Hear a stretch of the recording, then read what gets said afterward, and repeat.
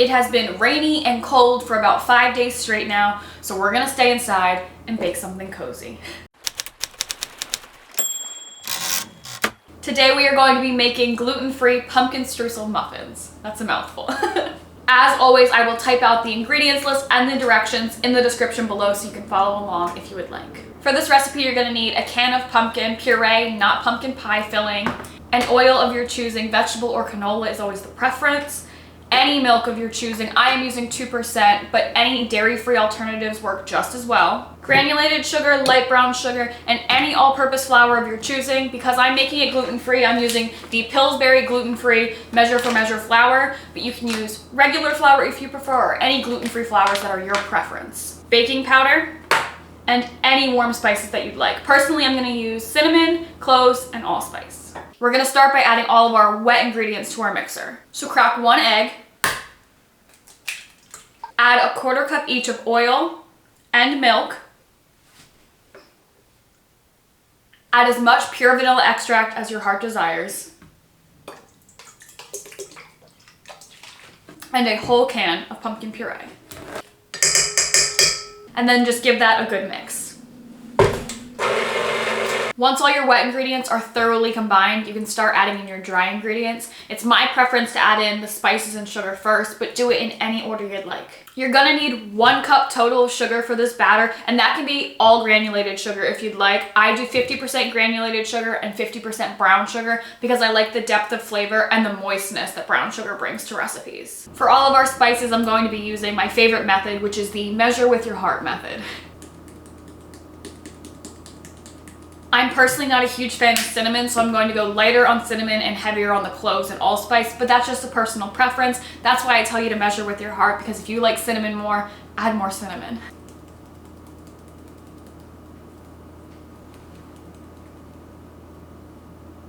I'm gonna go ahead and give that a quick mix before we add our flour and our baking powder.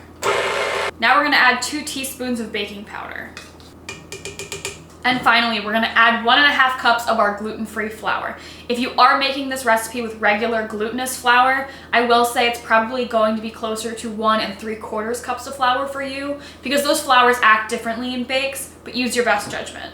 As always, if your flour isn't pre-sifted, please sift it, but I always use pre-sifted flour just to save myself that step in the process. Also, as always, make sure you're adding your flour in small increments to avoid the mess, or mostly avoid the mess.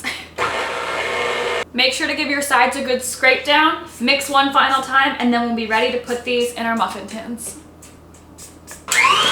Your batter should look something like this, relatively thick because of all of that pumpkin-y goodness. Now we are going to divvy out our batter as evenly as possible using a 1-inch scoop into our pre-lined muffin tray. I tend to always start with 1 scoop in each liner just to make sure I have enough. I'd rather add more afterwards than have to take some out.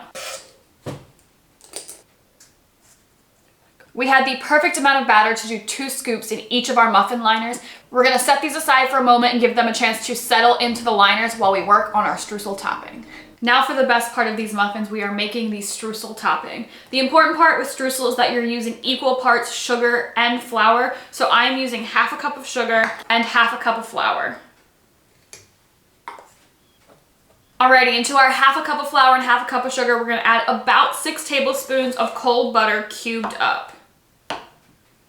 It is really important for your butter to be cold for this step, but your cubes do not need to be perfect. Go ahead and roll up your sleeves because this bit, like most of the good things in life, is gonna get a little bit messy. You're basically just massaging the butter, sugar, and flour together.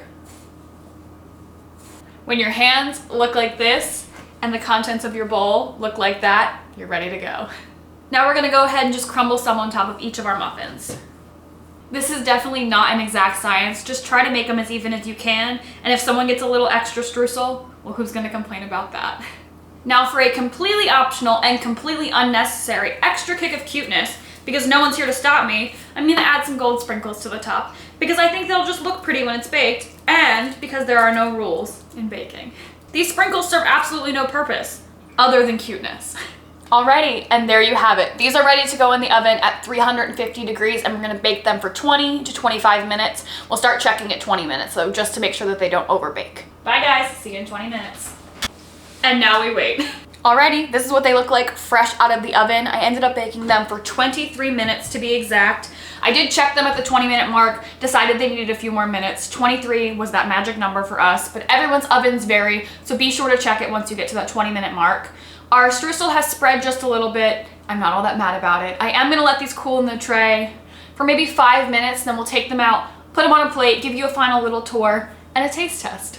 This is about as far as I can tilt the plate for you guys, but they are cooled-ish, and they're cute. The glitter held up to the bake, and I think it's a nice touch. Let's see if we can cut into one of these bad boys and give you a taste test. It's honestly probably still a little warm to be cutting, but I want to give you guys a taste test.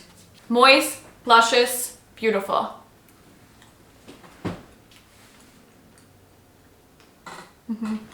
Now that is a good pumpkin muffin. Thank you guys as always for watching and hanging out with me in the kitchen. If you end up trying this recipe, leave a comment and let me know what you think. And as always, please give this video a thumbs up and subscribe below. And I'll see you guys next week. Bye!